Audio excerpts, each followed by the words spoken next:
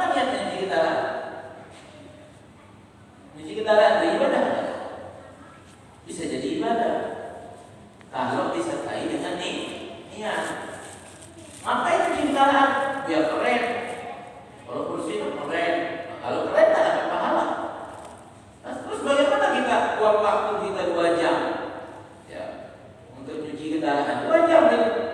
Paling tidak 1 jam kan cuci kendaraan. Apa kita mau sia-sia 1 jam kita tak dapat pahala? Ya mau. Rugi. Terus bagaimana? Maka diniati. Ngapain cuci kendaraan? Aku cuci kendaraan ini untuk amalkan hadis Nabi. Kata Nabi, an-nadhafatu minal iman. Kebersihan bagian daripada iman. Aku juga mengamalkan hadis Nabi bahwasanya Allah itu indah dan Allah itu suka dengan yang indah-indah. Ya, kalau indah itu bersih, indah, yang bagus, maka aku bersihkanlah kendaraannya supaya indah. Kemudian niat aku yang ketiga, aku bersihkan kendaraan ini agar jangan sampai dilihat orang bahwa orang Islam ini jorok. Maka aku ingin menunjukkan bahwasanya Islam itu bersih. Islam itu indah. Apalagi dia seorang guru. Guru mobilnya berantakan, misalnya kendaraannya kotor. Ini bisa menurunkan derajat keilmuannya. Kalau mobilnya bersih, maka orang akan menghormati dia bahwa dia adalah orang yang juga menjaga kebersihan. Bahkan seorang guru itu harus berpakaian yang rapi, yang indah, yang bagus. Bukan sombong, bukan cinta dunia, tidak. Tetapi di dalam rangka memuliakan ilmu yang Allah titipkan kepada dirinya. Nah, begitulah para ulama kita, para salaf kita mengajarkan. Bahkan dikatakan Al-Imam Malik. Imam Malik itu beliau punya imamah. Imamah tahu ya? Imamah itu adalah kain yang diikatkan di atas kopiah. Al-farqu bainal muslimin wal mu'min itu adalah al-amaim al-ghalanis. Kata Nabi SAW, perbedaan kita dengan orang-orang musyrik adalah menggunakan imamah di atas kopiah. Jadi kain yang dililitkan, diikatkan di atas kopiah. Itu namanya imamah. Ini membedakan kita dengan orang musyrik. Kalau orang musyrik, dia pakai imamah saja, dia tak pakai kopiah. Nah, itu orang musyrik. Ada kan? Orang zaman dulu itu orang musyrik itu dia ciri khasnya pakai imamah juga di sana. Tapi dia tak pakai peci misalnya. Nah, itu yang membedakan kita dengan mereka. Ya. Jadi pakai imamah ini sunnah Nabi. Cuma sunnah Nabi imamah ini bergeser. Dulunya semua orang pakai imamah. Lama-lama menghilang. Sekarang kalau pakai imamah siapa? Tuan guru, buya, ya. Bahkan pakai gamis yang model begini saja sebagai kita takut. Kenapa? Nanti takut dibilang buya. Ya.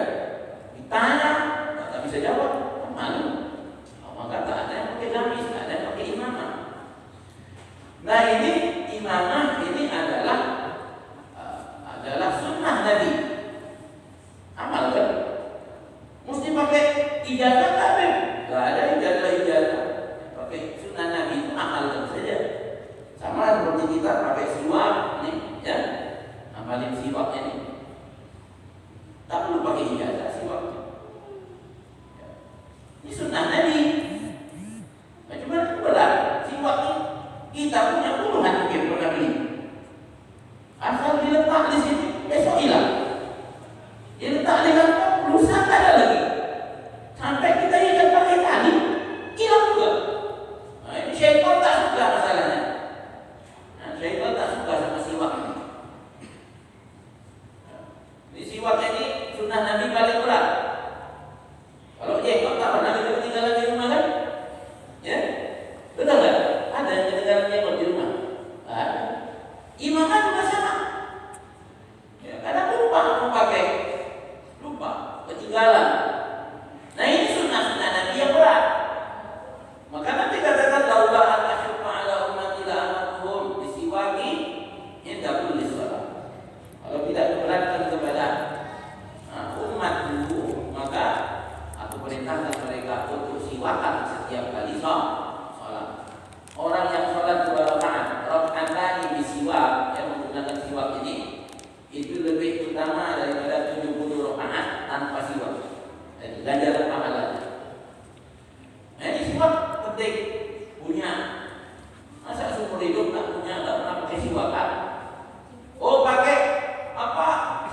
segi yang biasa jepit boleh, boleh. Tapi kan Pak ya kalau kita mau sholat sikat gigi dulu, ya, bawa pakai ini aja saya. Oh, ke kamar mandi kasih pasta dulu, repot. Bawa ini, ya, sebelum sholat bawa itu pakai, gosokkan ya di sini, untuk terakhir di lidah. Habis itu simpan. Ini dorong, orang dari mulut masuk sini, dorong bukan tak paham, tak dorong, ayo mudah kita ini suci, ya, tak dorong itu. Nah, maka pakai siwak.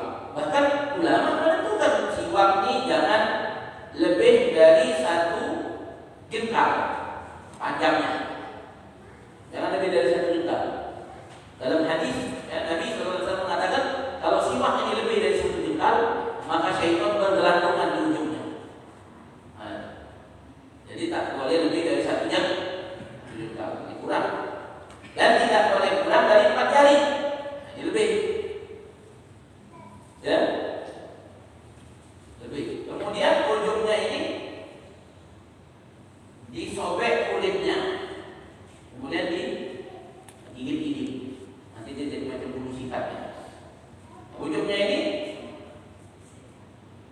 disobek sepanjang 1/2 senti, ya, 1/2 senti dikupas, digigit-gigit. Nah, ini di antara fadilah daripada siwak ini, ya, karena Nabi SAW di dalam hadis sahih diriwayatkan bahwa Nabi SAW menjelang daripada sakaratul mautnya, Nabi minta siwak, disiwak itu. Kata ulama, fadilahnya itu adalah orang yang biasa pakai siwak ketika dia hidup di dunia, di semasa hidupnya, maka dia akan dimudahkan oleh Allah Subhanahu wa taala di saat sakaratul mautnya untuk mengucapkan kalimat tauhid. Nah, ini fadilah siwak. Tapi kan enggak, ya. Ada yang pernah ngajarkan kita di sunnah Nabi? Ada. Dan kita tahu sunnah menjenggot sama motong celana juga. Ya, ini tak pernah diajarkan. Sibuk cuma ngurusin jenggot kita nih. Sunnah Nabi nak segini lah, banyak. Kita baru segini. Tapi yang kita tak tahu itu kita bilang tak sunnah, doib. Macam yang jadi Nabi. Macam sudah ada lagi setelah Nabi Muhammad. Yang dia itu menjadi sumber hukum. Kalau dia bilang tak ada dengan Nabi, tak boleh dikerjakan. Nah, ini adalah satu akidah, satu pemahaman yang menyimpang. Ya, maka jangan diikuti. Ya, pakai lidah ini. Lidah ini sunnah. Ya, sunnah Nabi. Jadi kain yang diselempangkan atau digantungkan pada bahu sebelah kanan atau bahu sebelah kiri. Dalam riwayat Nabi itu pernah menggantungkannya seperti ini. Nah, jadi begini boleh. Ya, maka dalam riwayat yang lain Nabi itu tarabuk, seperti orang pakaian ihram. Ya, ada pakaian ihram itu namanya tarabuk. Tarabuk itu begini. Nah, ini saya pakai di sini. Ya, sunnah. Ya, jadi nanti pakai lidah.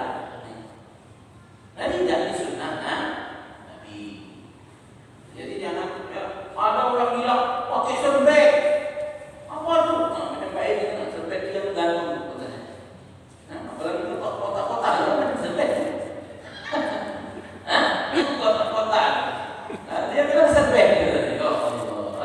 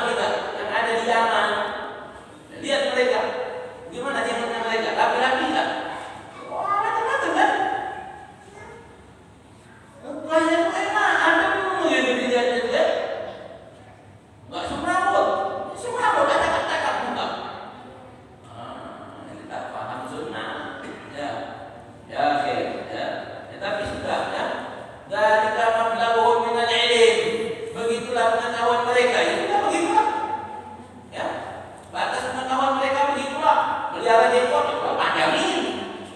Ya, tak boleh dipotong sama sekali. Mau mereng sana, mau mereng ke sini, lantak ke situ. Tak begitu. Ya, nah, baik. Ya, mudah-mudahan Anda difaham ya, dengan yang begini-begini ini. Yang berikutnya, Nabi SAW bersabda, ketahuilah, ala inna fil jasad mudghah. Ketahuilah bahwasanya di dalam tubuh kita ada segumpal lagi. Idza salahat jasad kullu. Wa idza fasadat jasad kullu. Nah, kalau ini daging baik, maka baik seluruh anggota badan. Kalau daging ini buruk, maka buruk seluruh anggota badan. Maka apa itu? Ala wahyal qalb. Itu adalah hati. Nah, maka hati itu dijaga, dibersihkan. Dan jangan sampai kotor kita punya hati ini, ya. Meremehkan orang lain itu penyakit hati. Ya, merendahkan orang lain itu penyakit hati. Menganggap orang lain yang kecil itu penyakit hati. Merasa diri paling alim, paling hebat, paling tahu, paling sunnah, paling syar'i, itu penyakit hati. Nah, merasa paling ahli surga sendiri, itu penyakit hati. Ya. Maka harus diobati. Bagaimana cara mengobatinya? Cara mengobatinya tidak ada jalan melainkan dengan mempelajari ilmu tasawuf. Belajar ilmu tasawuf. Apa itu ilmu tasawuf? Ilmu tasawuf itu adalah ilmu yang mempelajari bagaimana memperbaiki hati. Ya, sebab amal kita ini hancur kalau hati kita rusak. Amal kita ditolak Allah kalau hati kita rusak, penuh dengan penyakit. Sholat bagus, tapi apa diterima Allah? Belum tahu. Sholat mesti dengan ilmu. Belajar wudhu, belajar bagaimana sholat yang benar. Sudah sholat yang benar dengan ilmu, apa kita tahu diterima Allah? Tidak tahu juga. Bagaimana supaya kita tahu amal kita diterima Allah? Maka perhatikan hati kita. Kalau sholat kita itu disertai dengan riya, disertai dengan ujub, maka itu amal ditolak Allah. Tapi kalau sholat kita itu kita lakukan dengan ikhlas karena Allah, maka itu tanda bahwasanya sholat kita diterima oleh Allah. Nah, kata ulama, di antara tanda amal kita itu diterima Allah, kita lupa dengan amal tersebut. Tapi kalau kita sering mungkin amal, itu menandakan amal kita tak diterima Allah.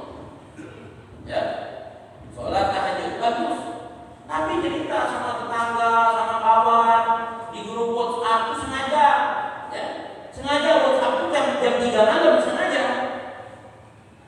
Bangun, misal. Tujuannya apa? Oh, mantap kali bapak ini. Dia bilang begitu, ahli tahajud. Hati-hati. Ya, hati-hati. Tanpa sadar kita digiring oleh syaitan untuk menghancurkan amal kita sendiri. Ya. Nah, ini mesti jadi perhatian masyarakat hadirin. Dan yang seperti ini bisa kita pelajari hanya di dalam ilmu tasawuf. Ada pun di dalam ilmu fikih, tak ada diajarkan. Ya, fikih cuma mengajarkan bagaimana rukun sholat, hal-hal yang membatalkan sholat. Tak ada diajarkan di situ bagaimana sholat kita diterima Allah, tak ada. Di dalam ilmu fikih tidak ada dipelajari bagaimana kita terhindar daripada ibadah kita itu dari riya. Tak ada. Dari sum'ah. Tak ada. Dari ujub. Tak ada. Tak dibahas dalam ilmu fikih. Fikih cuma mengajarkan tata cara beribadah. Puasa. Bagaimana puasa yang sesuai dengan aturan syariat. Tapi puasanya diterima Allah atau tidak? Puasanya harus bersih daripada sifat-sifat yang tidak baik, menghindarkan lisannya dari membicarakan orang di bulan Ramadan. Tidak ada dibahas dalam ilmu fikih. Tidak ada. Ya, yang ada di dalam ilmu tasawuf. Nah, maka menjaga hati ini penting. Nah, harus kita jaga kita punya hati. Apa di dalam amal kita hanya karena Allah.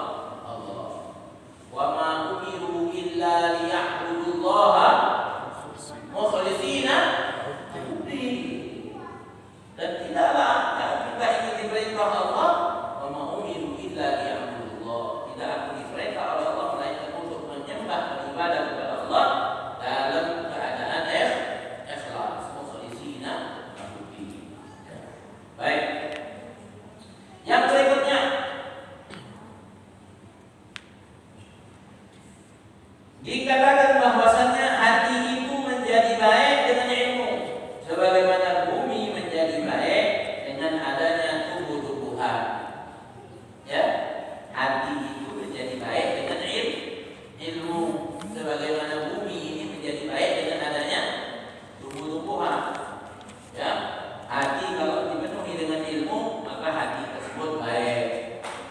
Bumi kalau banyak tumbuhannya, buminya indah, ya, terhindar dari banjir, dari bencana.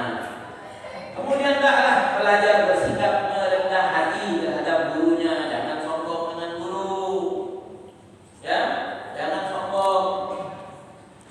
Nah, ini enggak, kadang sebagian kita dengan masyayikhnya, dengan ulama-ulamanya dia sombong. Padahal dia katanya pengikut ulama itu. Ada sekarang ini orang-orang yang cara pikirnya begitu. Dia lihat nih pendapat ulama fulan, katanya ulama mereka. Ya. Dia lihat beda nih dengan ulama yang terakhir. Contoh-contoh ya. Oh, lanjutkan contohnya. Contoh, karena sebentar lagi sebulan Maulid nih. Ketika Ibnu Taimiyah ditanya bagaimana dengan perkumpulan peringatan Maulid Nabi, kata Ibnu Taimiyah bagus. Kenapa? Karena di dalamnya diceritakan sejarah Nabi. Ya, diceritakan sejarah Nabi dan orang berkumpul di situ, ya, berzikir, kemudian ngajak orang makan. Bagus. Tapi ini pendapat Ibnu Taimiyah ditolak. Dia ambil pendapat ulama yang baru sekarang ini, yang mengatakan peringatan Maulid itu bid'ah. Ya, kullu bid'atin dhalalah wa kullu dhalalatin finnar. Ya, setiap yang baru itu sesat dan yang sesat itu tempatnya di neraka. Nah, jadi dia tolak.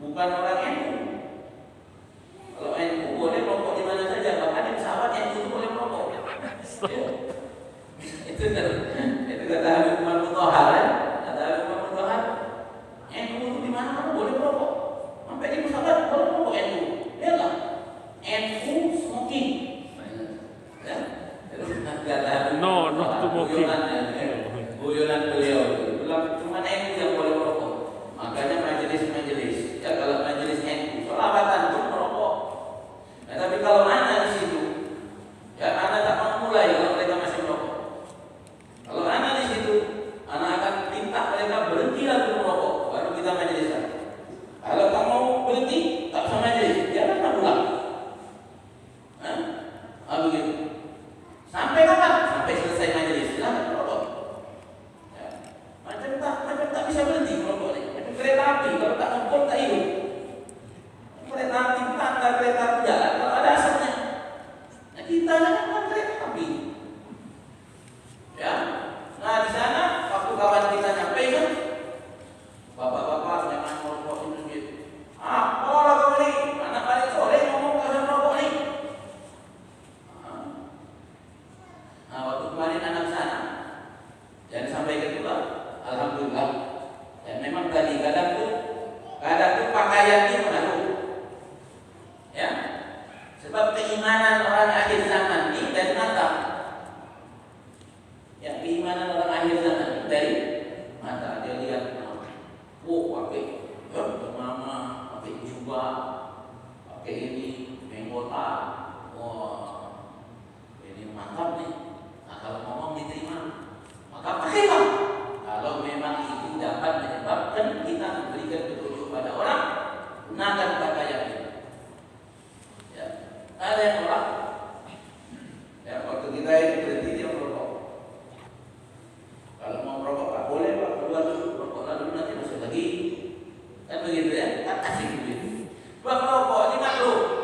Hukumnya di luar masjid, di dalam masjid haram. Sebab mengotori masjid, baunya itu menimbulkan bau tidak sedap di masjid ini. Nah, maka masjid ini jangan sampai kotor, jangan sampai baunya tidak sedap. Maka Sayyidina Umar memiliki seorang pembantu yang tugasnya setiap hari Jumat bakar bubur. Sebelum jamaah datang ke masjid, masjid ini diharumkan dengan bubur. Nah, dibakar pakai arang itu dikasih gaharu. Ya. Nah, di rumah ada kalau mau nanti Jumat silakan terima depan bakar biar harum. Pakai yang lain boleh. Nanti ada yang semprot ya. Pengharum ruangan yang semprot tadi.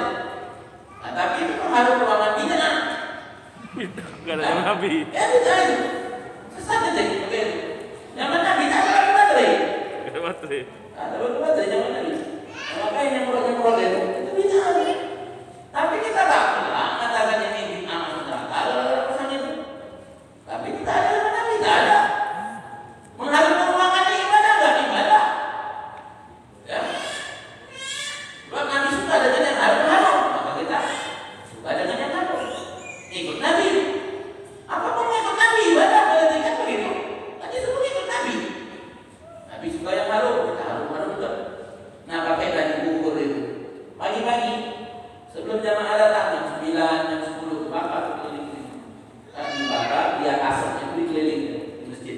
Supaya harum. Orang kalau datang ke masjid, wah harum, tenang, nikmat, nyaman ibadah di dalam masjid. Enggak masjid bawa rokok, ya. Nah dia makan begitu, pakai bubur tadi. Tiba di Indonesia disyirikkan dia. Sampai sekarang ada petugasnya yang bakar bubur itu. Bahkan tempat buburnya besar begini, keliling ke Ka'bah, di depan Mas'ad, ada petugasnya bawa bubur harum di situ. Ya, tahulah sendiri. Ribuan orang dalam situ. Oke, tek apa bau ringan, macam bau badan. Nah, dengan ini tadi maka menjadi harum dalam masjid. Nama harum dalam masjid ini yang dianjurkan di dalam agama kita. Baik, ya. Dan menghirup sesuatu yang harum itu mencerdaskan akal.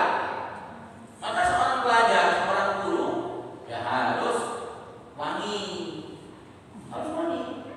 ya harus wangi. Karena minyak wangi itu juga daripada sunnah Nabi Sallallahu Alaihi Wasallam. Baik, sampai jam 9 aja ya. Sampai jam 9 aja. Pak itu mau ngajak makan kambing. Nanti tak boleh ditolak makan kambing ini. Ada standby ya. Ya, kan makannya butuh waktu lagi. Kalau jam 10 nanti Jam 12. ya. Itu kambing itu udah manggil tadi. Ya. Baik, ya, kita selesaikan sedikit yang ini. Kemudian atau gurunya itu kurang dikenal. Ini kadang-kadang kita begitu. Ya, guru tak begitu ngetop. Tak dihormati. Hati-hati kita, apalagi datang guru dari luar, tamu dari luar.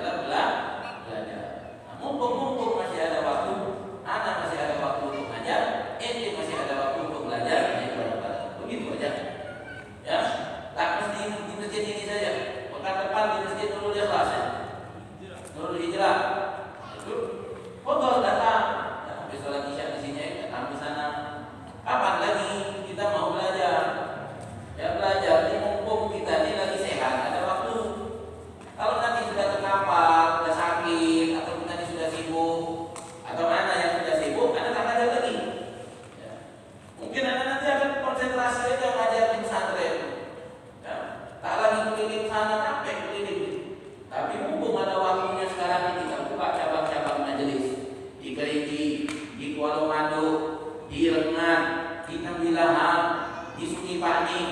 Nah, bentar lagi kita akan buka di mana? Di Perawang, insya Allah. Ya, di mana lagi kita sudah buka? Kita di Kuntu sana, di Kuntu Darussalam, di Kampar sana. Banyak cabang-cabang yang di Kumpul lagi ada waktu. Nah, bentar lagi kalau kita tak ada waktu, sudah. Ya, tutup semua berarti. Ya, alhamdulillah. Ya, nanti datang. Ya. Kemudian hendaklah kita bersikap merendah hati untuk belajar ilmu darinya. Dengan sikap yang merendah hati, maka seseorang akan memperoleh ilmu. Ya, ilmu tidak akan masuk kepada orang yang sombong. Sebagaimana dikatakan di dalam pepatah, ilmu tidak akan didapat oleh seorang pemuda yang sombong.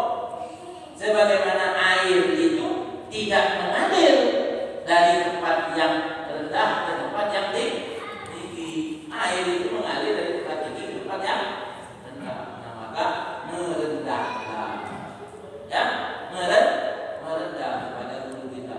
Jangan sok tahu kalau sama guru, ya. Apa yang diomongkan guru kita terima. Meskipun mungkin kita punya pendapat yang lain, ya tidak apa-apa. Tapi di depan guru kita bersikaplah. Meskipun kita tahu, bersikaplah kita seperti tidak tahu. Ya, dengan begitu kita akan mendapatkan manfaat. Ya.